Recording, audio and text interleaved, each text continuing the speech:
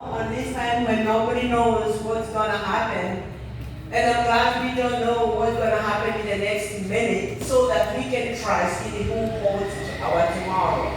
I thank God that I don't know what will happen in the next 1 hour, the next minute, the next of tomorrow.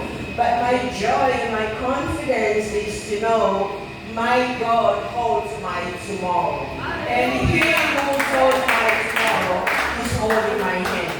So I am happy that my tomorrow is held by the one who is holding my hand. And I have a confidence of the next minute. I'm not worried about the inflation. It's here, there's a lot of inflation. In America, it's even double that. But I don't hide myself there. I don't sing that song, How the Government Are Falling. Because the church has been called to pray for the government of the day.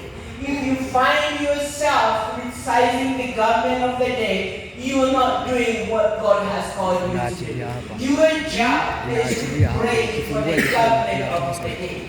If that government fails, the church fails, the family fails, and the devil wins. I am not a politician, but I tell people, if you can do what God has told you to do, can you just pray a prayer for yourself and for the safety of the place you live? Otherwise, I'm glad I've been here. I'll go back where I live, but I'm glad, like I said, I live like 5 blocks from here for the last 5 years. God bless you. Amen. Let us appreciate our mom.